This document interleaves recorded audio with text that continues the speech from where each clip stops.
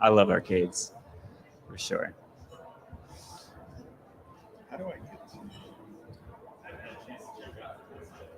Yeah, there's a lot of good vendors. There's a really cool glass blowing. I don't know if yesterday he was blowing all kinds of like glass creations over in the back of the room here. There's a really cool like old retro van. Did you see the van over here? The guy's got like a delivery service. Yeah, really good t-shirts. I'm gonna get one of those t-shirts. So, It's annoying. so Mike, do you think you're gonna be able to solve your account problems? Yes. Yeah, cool. We should be able to get started in a few minutes here. Thanks for your patience. Very much appreciate it. In the meantime, I think I'm gonna go shut those doors in the back.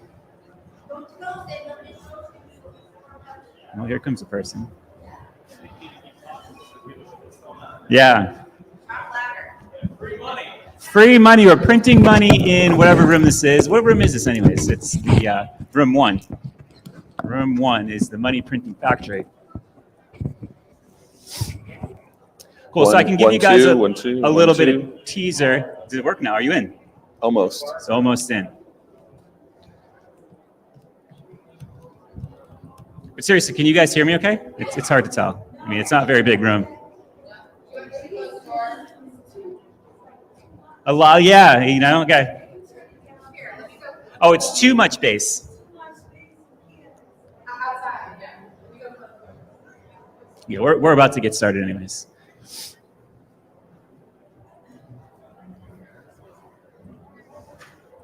Oh, look at this. He is in. Maybe. Yeah. Don't speak too soon. All right. Ready to rock? Very good. I think we are. Change this to 4. We are ready to get going.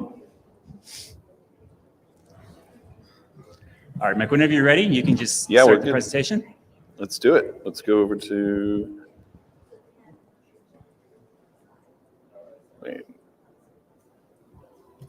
Spread the slideshow.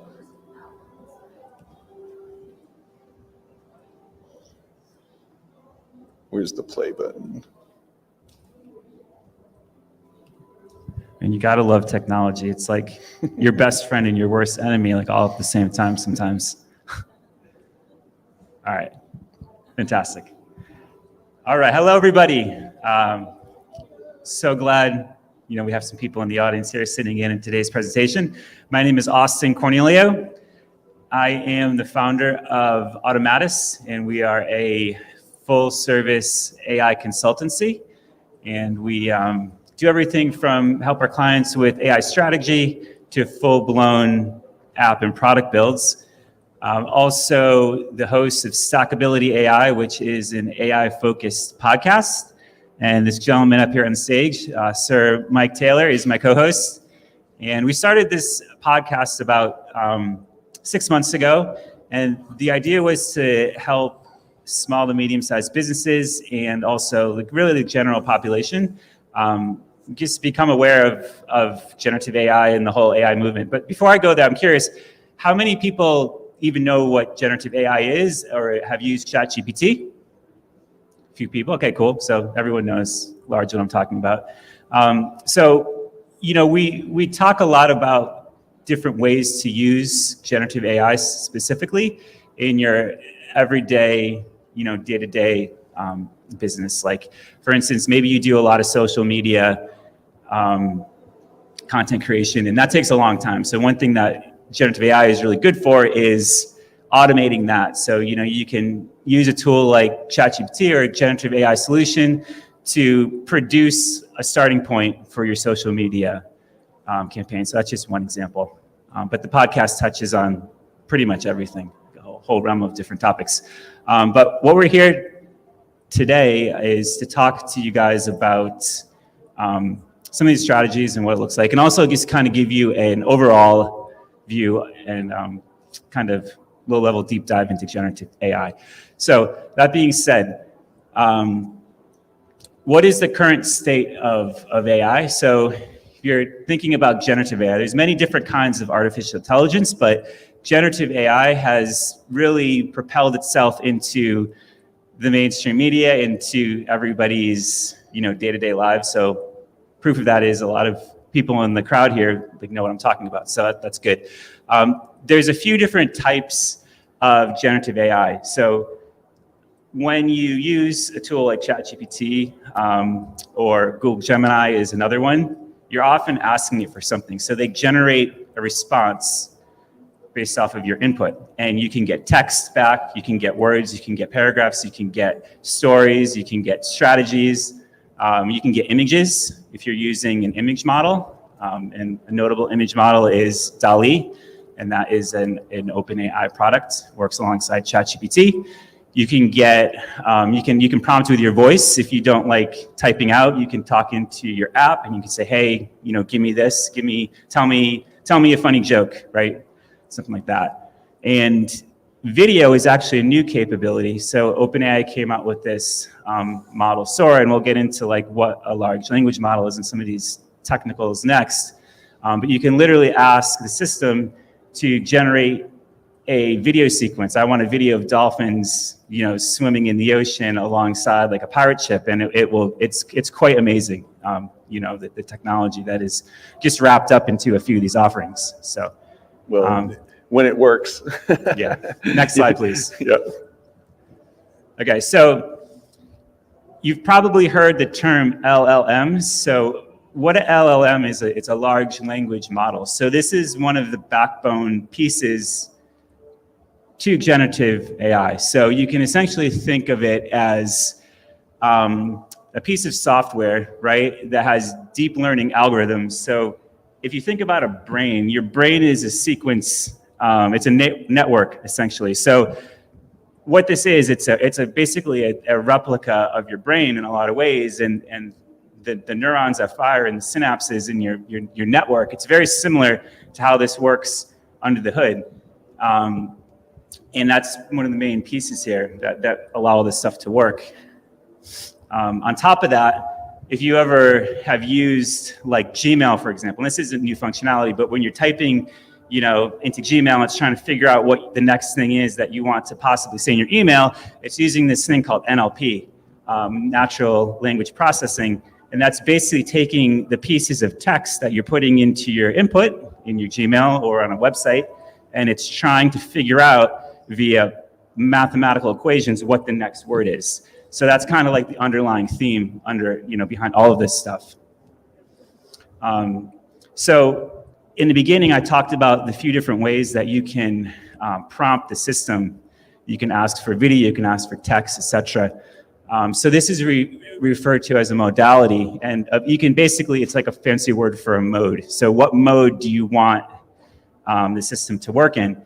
So for example, here's a text prompt, tell me a short joke. And the response would be, why did the scarecrow win an award? Because he was outstanding in his field. So very simple, but this would be a text modality, right? And this is the default mode. It's an expert in dad jokes. Yes. Yep. Indeed. So another example of modality would be an image modality. So the prompt here is, I want to see a cannabis business B2C trade show, and I wanted to use dramatic lighting. So this next slide here, this is an image of what it thinks a cannabis trade show should be. So I might show this to Wes, who is the organizer of the show, and see if he can get on his ambiance, if you will. But you can really, this is super powerful, because say, you're doing some social media marketing and you need some images. You can just start prompting this thing, and you can be very specific with the outcomes that you want. You can say, hey, listen, I want an illustrative tone. I want to use dramatic lighting, all this stuff, whatever is in your brain, if you can figure out how to prompt it, which we'll get into next, the sky is the limit. And you can do all this stuff for pennies on the dollar. A subscription to ChatGPT 4, you get DALL-E, which is the image model. It's $20 a month. So, if you had to go out and have a graphic designer or somebody do this, it would cost much more. So obviously, from a business standpoint, it's quite powerful. So this next slide, I understand it's hopefully not too hard for you guys to see this. We were having some issues with this screen over here. But there's tons of these different offerings. A few popular ones is OpenAI, and they have a whole bunch of different models that you can use. DALL-E is their image model, ChatGPT is their text model, Sora is the video model that we were talking about. There's Google Gemini, basically has a whole equivalent offering. One very interesting thing is, if you use this stuff enough, you'll see that if you start asking for specific outcomes, specific prompts, which we'll get into next, you might get a completely different output if you with OpenAI versus DALL-E, Google Gemini, because of numerous reasons. And a lot of it has to do with bias and, certain ways that these underlying companies are run and their ideals and their beliefs. So pretty interesting. If you ever want to go deeper, you could look into human reinforcement learning, which is essentially a way that humans help train these models alongside of the technology. And that's one of the key parts to all this. And that's essentially how, the engineers and the data scientists behind this technology have got, them to work the way that they do. And then lastly, there's Midjourney, and that's just an image model, which is pretty awesome. I think that's where this cannabis trade show image came from. So next slide, please, Mike. So I talked a little bit about prompting and prompt engineering. So what that is it's essentially, how you ask the system to give you something back. So if you're like, hey, system, give me a picture of a beautiful day and I want the sky to be blue. It's going to give you something, but there's so much more that you can do with that, right? You could, just by adding some qualifying text and words and context, you can literally get many different permutations of this. So there's strategies around doing your prompt engineering. So the first thing you can do is you can give the system context, and you can say, I want you to act like something. I want you to act as an expert in designing cute little stuffed animals. And so now it knows its context, and it can give you, closer to what you're looking for. Clarity is very, very important. You're dealing with a machine here, software at the end of the line. So there's no need to talk like a human being. Very structured, clear, concise data works really well. You can use keywords, obviously, sprinkle it with what you're looking for. Incorporate examples. You can always give it examples, and that's really good when you're generating marketing content, because you can give it an example. Say that there is a marketer that you really like, and you want to emulate their style. You give it some examples of the actual marketing content, and it kind of sets the stage and helps you achieve your goals and the output as quick as possible. And then just refinement, right? Sometimes it takes a couple shots, but it's well worth it. All right, so I think this brings us to the next part of our demo. And what we're going to do is we're going to create a fictitious cannabis company. And Mike is going to do some real live ChatGPT-4 prompting. And we're just going to demo, some of the tactics that you could use as a small business owner, really anybody, to help you achieve some of your goals and save some time. So the first thing we're going to do is we're going to work on a social media strategy, right? So we know that the fictitious, let's say it's a rolling paper company. We do a lot of social media posts. We're starting to get really busy. We're starting to get a lot of customers, and we want to spend less time writing this stuff out by hand and coming up with the graphics and the whole thing. So if we just ask for a basic 5-day social media strategy, let's see what we got here.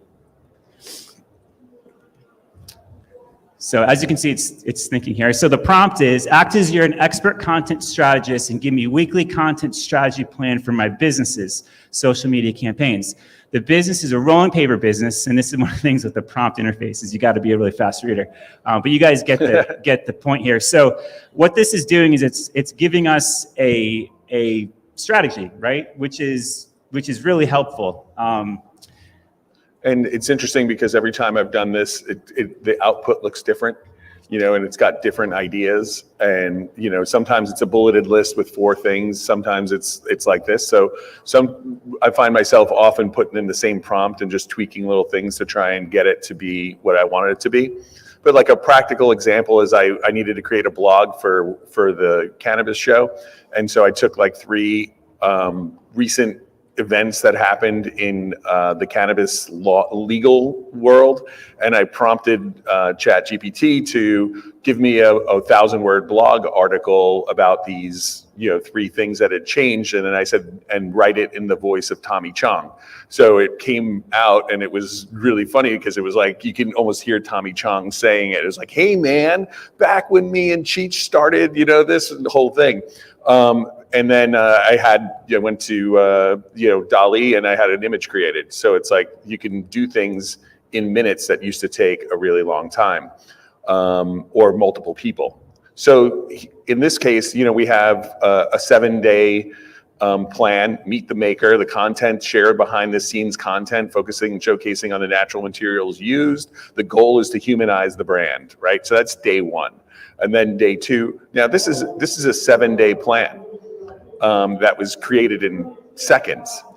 Now we can get into a little bit more detail and ask it to do it for a month.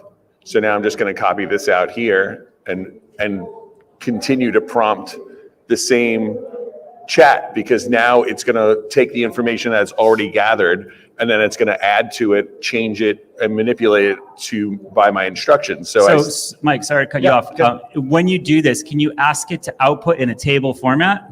Yes. Yeah. And that's exactly what we're going to do. So in this case, I say now scale this to 1 month. So it gave us 7 days. And now I'm going to say, give it a month and make it into an easy to read format. And I enter that. And it comes back with even more information on how to scale a strategy. And then it'll give me the content in a table format. So I'll have like a 30-day calendar formatted social media strategy for my business. So this is a pretty cool thing in many ways. So not only can you get like the exact content that you want out of it, but say I'm I use this a lot because we're a software company. I can say, give me the format give me the output in a specific format that I can use to directly integrate into my code, and like it's so much flexibility, which is really nice. So now you could take this, you could refine it. I like to consider all of this as like a really good starting point. I don't personally think it's a very good idea just to take it wholesale and copy it and put it, wherever you're going. Like it's very important to give it your own thing, because I think what's going to happen is a lot of people are going to catch on to this and they're going to start using like generative AI to produce all of this content. But if you don't give it your own brand voice and you don't really make it your own, then you're just going to have copies of all of this stuff out in the world, and like that's not going to be good for everybody. You're going to have the internet populated with a bunch of like bot content, which that's not really a great thing. So I think those are a few examples. Do we have another text example, Mike? Yeah, we do. Well, we're going to do now. We're going to have it create an image for us based on what it's already given us.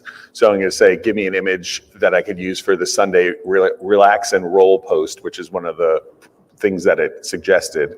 And oops, I hit the enter. Fire away. So this is all within the same app. This is OpenAI's app, ChatGPT 4. As Austin said, it's one of many that are out there. And if you just Google it, a lot of these companies are using a different interface, but also just really using ChatGPT 4 underneath. So we kind of call them wrappers. But here's the image. So with a couple of prompts, we've got a full month worth of online marketing strategy and an image that we could use for the first one.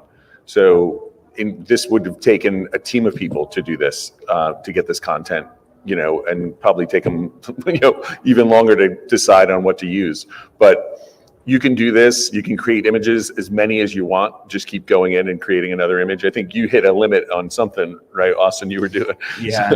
there's some guardrails in there where they're not going to be able to create 1 million images or something. But you can You can create images, have them altered. It doesn't seem to really do very well with text. So these image generators, if you wanted like a logo with your company name on it, it's gonna probably take you a couple times. I've gotten a little bit more success more recently. This stuff is changing every day. So, keep trying. The text will get better. It's just an odd thing about the way these images are created that the text doesn't quite render the way you would think. It seems to me it would be like the easiest part, but it's apparently not. Yeah.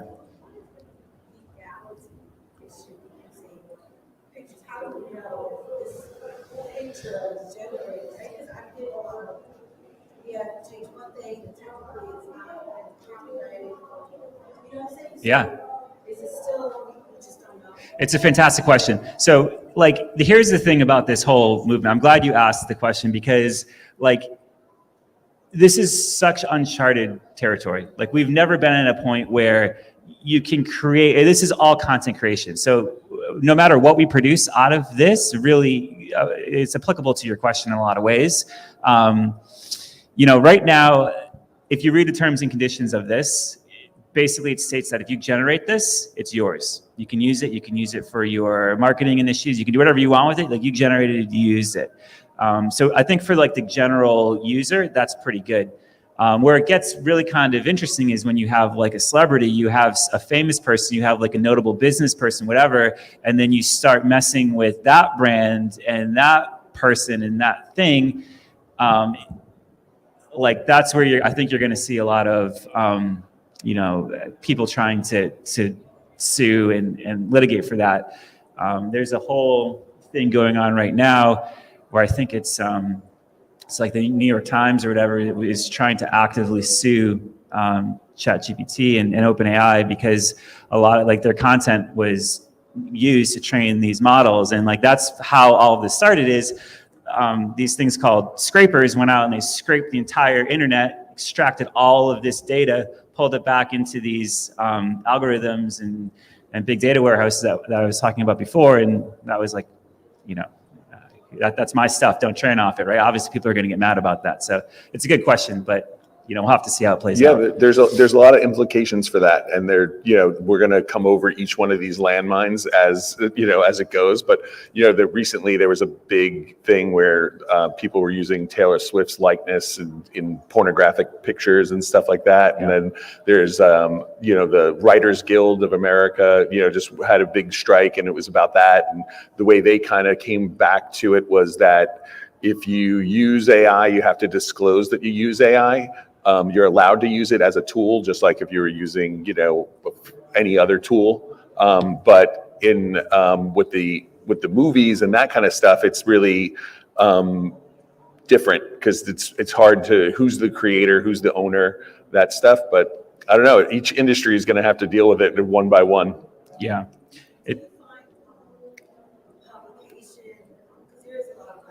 Mm-hmm. Oh yeah. Yeah.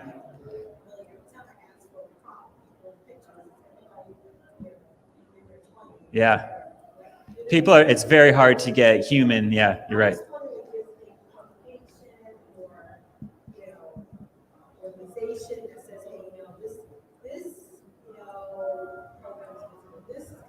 Yeah. Yeah.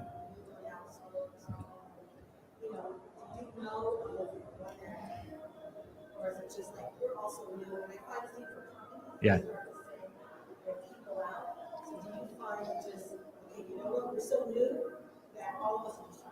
Yeah, I love your question. It's funny you ask because we just did an episode on our podcast about this exact same topic that you're touching on here. So what we did is we tested 3 of the most popular image models. So we tested DALL-E, Midjourney, and Google Gemini, and we're trying to test them for exactly what you're talking about, the bias.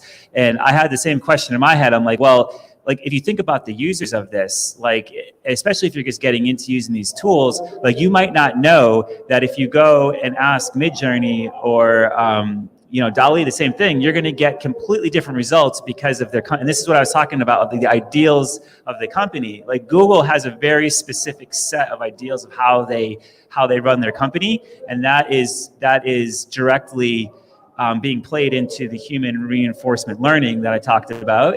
So it's very hard to to overcome, if not impossible, because you're talking about big tech here, and big tech has more power and money arguably than anybody. Like that's how I honestly feel. I've been working in the industry for decades, and it's very apparent. But I think it's going to be a very hard thing to overcome. And I like your idea about the tool. Like, people should know that they can that these things all work differently, and if you have that knowledge, then that's going to be helpful, right? So I hope that answers your question. Yeah. It was interesting, the biases for each one, the Yeah. certain prompts that it wouldn't allow you to do. Like it would, if you used show me a picture of a man eating a chicken's wing, it won't generate the image because it's causing harm to an animal. But if you take that off, then it's no problem showing you a man eating chicken is not a problem. But if you put the possessive, then all of a sudden it won't show those images. And there were tons of them that we were trying to do, the prompts we were trying to do that would come across these biases, that are inherently built within Google. Like Google actually this week had to stop the Gemini image creator because it wasn't creating pictures of like any historic person was black. It was like created like George Washington was a black man. Everybody in the pictures. So people started going, "What's going on here? What's happening?" And then they had to shut it down because they're so trying to not trying to not offend anybody that they're just tweaking it too much. Where it's no longer usable. Yeah, we could do a whole nother talk just on that topic alone. It's fascinating. But thanks for your questions. Good ones. Sir, in the front row. How long do you think before AI figures out the human hand? It's a fantastic question. Who knows? So the question was, how long until AI figures out the human hand? Was the question, right, sir? Yeah. So one of the big things here, the big pieces of the puzzle is compute. And by compute, I mean, so for example, to render one of these images takes as much power as it would to charge a modern cell phone. So that's one charge of power goes into making that, right? So if you think about like what you would need, so we have all these pieces, right? We have, one sec, buddy. We have the ability to dynamically generate images, text, video out of nothing, right? If you think about how that like maps to human beings, so I can see, I can talk, I have some reasoning, we have advanced robotics, so we have all these pieces, but to put them together, to run it, you need a lot of power. And right now, if you know anything about our power grid, like it's quite antiquated, like we don't really have abundantly like cheap power. So to think about this at scale to a point where you have to have like artificial general intelligence, and that's intelligence that's better than a human being, the smartest human being, like you need a lot of power to run that. So we haven't solved that problem.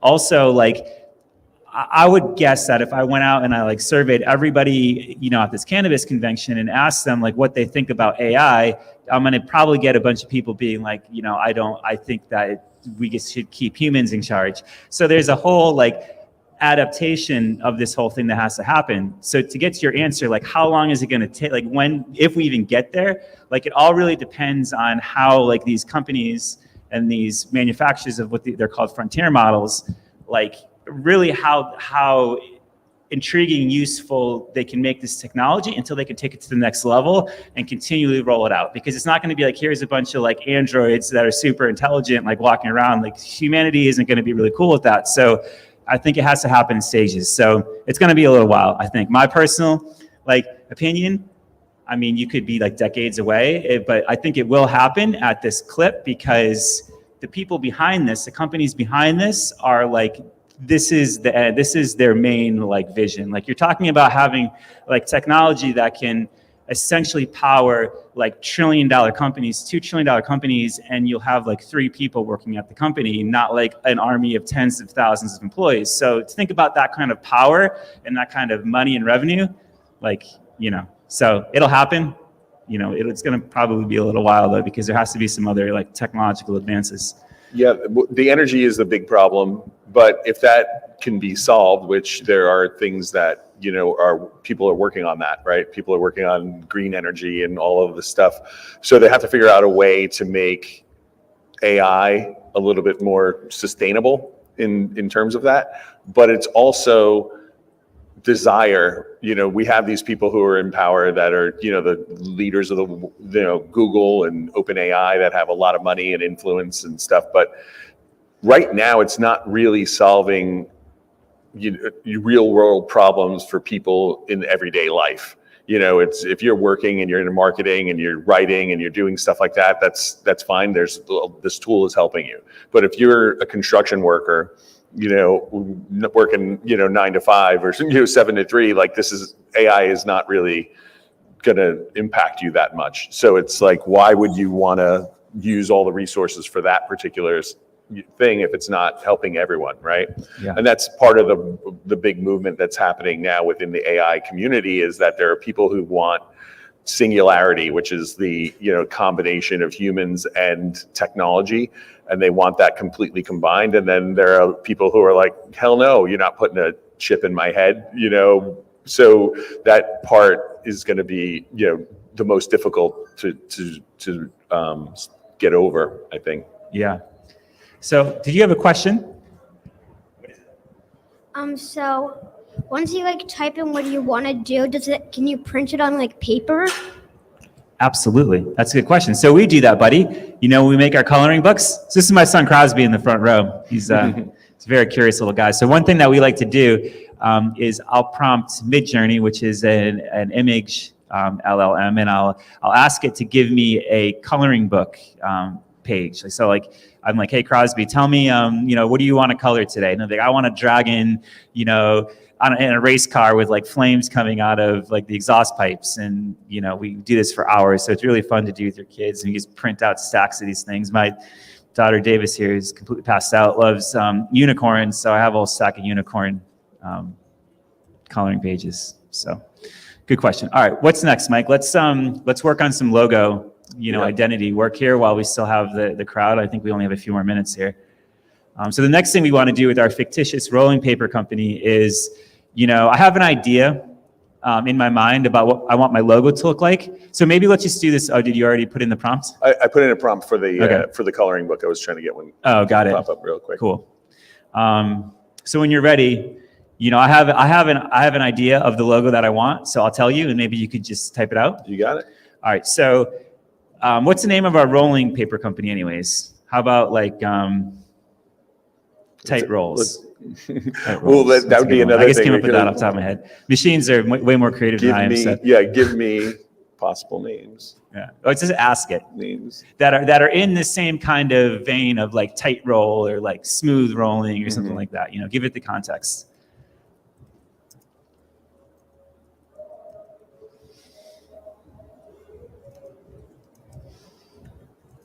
So while this is going, so what is your business? You were asking some pretty good questions. Are you using this for business application right now? Yeah.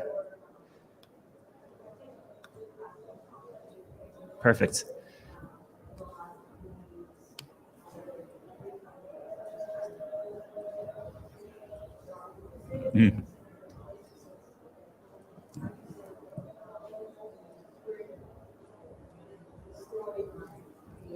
Yeah.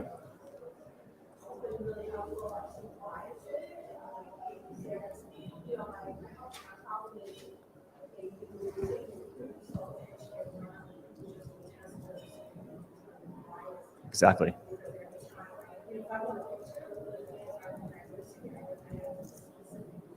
Yeah. And you might not get it, which is very frustrating. Yeah.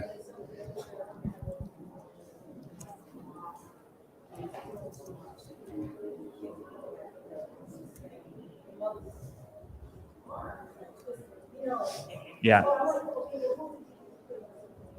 Yeah. Yeah. Mm-hmm. That would be a fantastic idea. From what I understand, the people that they bring in are often very low paid. People from different parts of the company or whatever. But yeah. So awesome. We have some possible names here. So I just Okay. prompted it to give us some names. It gave me 15 different names. Fantastic. So how about Nature's Curl? That one's kind of cool. Maybe we could get some interesting imagery out of that. Serenity Rolls, Gentle Yeah. Roll, Craft, Earth Wrap, Essentials, Zen Roll, bliss bind papers, comp twist sheets. So, all of these are really probably decent starting points. So now I think the prompt, Mike, can you just scroll down? Generate a logo for my company, Nature's Curl. So that's a pretty basic prompt, right? So now what we can do next is we can be like, given the result here, obviously, if we like it or not, but say we want to make some tweaks to it, I can do something like, hey, and that's not bad. So next, Mike, maybe say, I want the icon to be more iconic and use green tones. But it's interesting because this one kind of got the text right, but I know some of you are sitting back quite far, but so when you see something wrong in any of like the outputs here, they're referred to as hallucinations. So a hallucination is when the model gets it wrong and essentially it makes mistakes. So it got all the spelling and the letters right, but there's like a weird space here.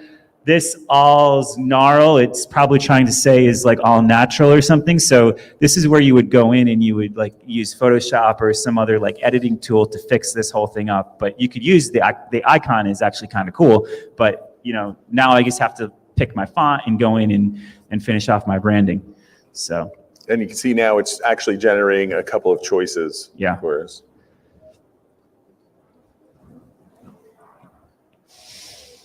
All right. Yeah, so this is nice. I kind of like this. It gave me like a pretty cool font treatment, and it even put it in an environment, which I like. So now I could use this for like legitimate, like I could write a blog post about this, about the launch of my new company, and I could use this. It has a pencil, and it's kind of like in like a creative environment, which I think is kind of neat. So it also kind of checks the product photography box quite a bit as well. And it also does a really good job. It kind of tells you what it focused on, so it's like focusing more on iconic representation of enhanced green tones to emphasize the eco-friendly, all-natural ethos. The design features distinctive, easily recognizable icon that symbolizes both nature and the rolling aspect of your papers. I mean, that's a pretty cool thing to even start with, as like if you wanted to use that and then put build some more marketing materials around that kind of stuff. But this is pretty cool outputs right here. Yeah, and like this is just scratching the surface. I mean, you could do so many different things just with like these basic techniques, and that's why we wanted to be here today to, just share some of the knowledge and hopefully. There's a unicorn. There's Davis's coloring book. What do you think, Indy, about that unicorn? Is it good? It's a good unicorn. Yeah. You should tell your dad you want some unicorns to be printed.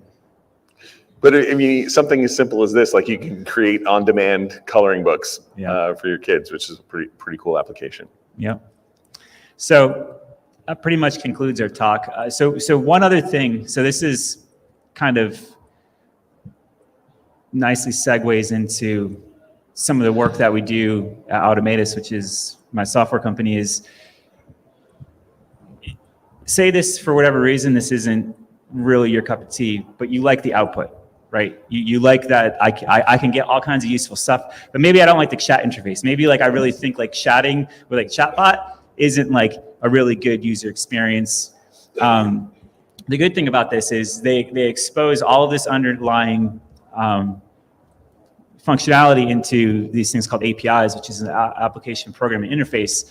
I can call a URL, which is similar to, this URL up here. I can program it into my code, into like a custom product that I'm making, and I can then harness all of the information and all of this functionality, but build it into my own application, right? So, say that I have like a food generator app, and say that, it's targeted to people that eat healthy and they exercise, and you want like a holistic plan where you want to like rope all this stuff together, and you want to have a meal plan of these healthy recipes, but then you want a workout regimen that goes with it. So I built this product called Foodgasm.ai, which is currently in beta. So this is what it looks like. So if you go down, you'll have to sign in. I don't know if you are signed in, Mike, so just click the sign in button up top. Okay. Sign up.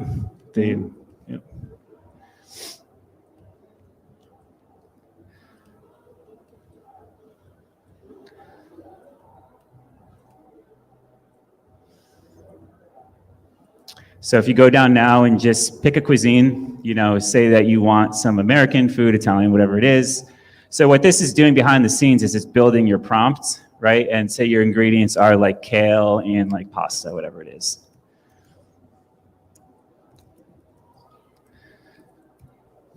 Right. No dietary restrictions. Yeah, it's up to you. You know yourself better than I do. We'll do gluten-free for Lou. Yeah, perfect. All right, so now let's cook. So what this is doing, this is now calling the OpenAI platform, and it's programmatically via code and such. It's talking to a backend system, and it's pulling back responses similar to how we just use the ChatGPT interface. But what I've done is I've built all of this into my own custom application, right? So the sky is really the limit here. But what it does is it generates this food image on the fly. You know, it gives the user the recipe. So I've been able to like now really have full control over the look and feel of the whole product and everything like that. So all of this was generated completely out of nothing. So one fun thing that I did, if you go back home, I implemented Munchie mode into this for all of the cannabis lovers, you know, in the crowd. So just go back and hit try again downstairs. Go down. Okay. Down, and hit try another recipe. Yep. And then hit Munchie mode right here. Mm-hmm. So when you hit Munchie mode, it says, you know, I was expecting, you know, so it changes the whole thing. So now it's like trippy, and all of the images or all the recipes that are generated are now going to be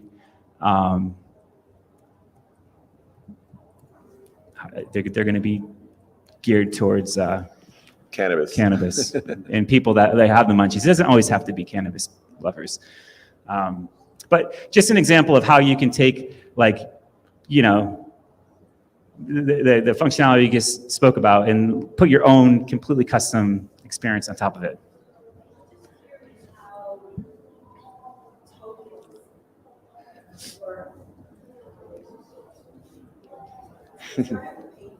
Huh?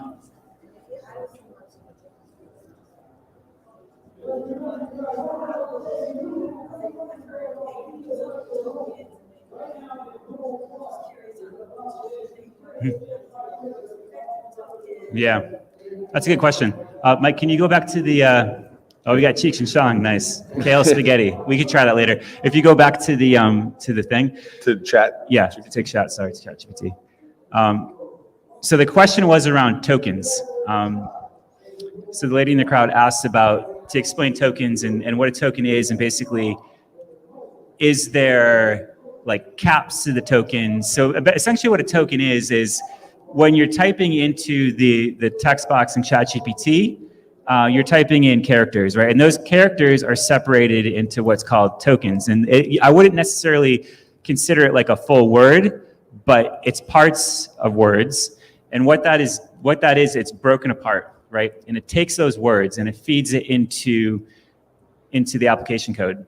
And what it's trying to do is it's trying to figure out what the next token is in the sequence. So it's trying to guess. So what this really is it's a highly intelligent like stat machine. So it's a statistical like math machine in a lot of ways. So it's taking the tokens, figuring out what it is. I talked about NLP, so the language processing, and those are your tokens, and it's putting them together and it's trying to guess what the next thing is, right?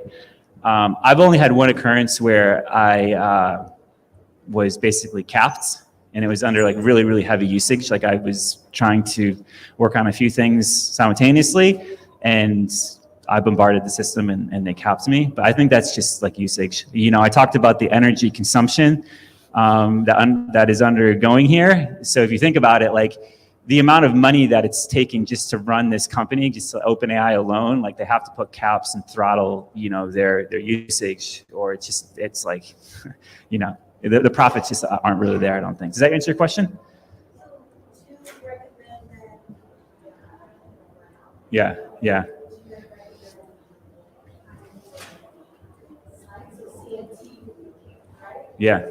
You could try that, right? So that's like like crafting more an efficient prompt, right? Because that would be a pretty good strategy, because, you know, but it also could work against you. So like you'd have to think about ways to optimize it. And that's why like one of the parts of my first slide was to be like specific, but also concise. Like that's where I like don't talk like a human is really important, and just deal with like you like talk like you're like consider yourself like legitimately communicating with a machine, right? You know, you can strip out all of like the pleases and like just like give me this, right, and act like this and do this. So that's one thing you do. But I would assume like it's gonna like I would imagine that if you do run into caps and throttling, it probably is going to be very rare, because again, that's not good for anybody that wants to use it. If they're continually getting capped, then they're not going to use it anymore. So yeah, no really good answer, but you could try that, you know, just simple like binary things into the machine and you'll get hopefully what you want. All right. So I think that concludes it. We're right on time. Mike, did you have anything else you want to add? Know that if you want more information or if you want to continue the conversation, we're over here at the booth right next to the radio station truck. Just look for the big green 4Runner. I'm sure you guys have seen it. The booth is Automatus and Stackability AI. So are there any questions before we wrap it up? You should definitely sign on to all your accounts. Yeah, that's what I'm doing right now. No questions? All right. Well, thank you, everybody, for joining. Hope that was informative. Thanks to Wes Shanks and the guys at the Cannabis convention here today. Awesome show. I really appreciate your time. And thanks again.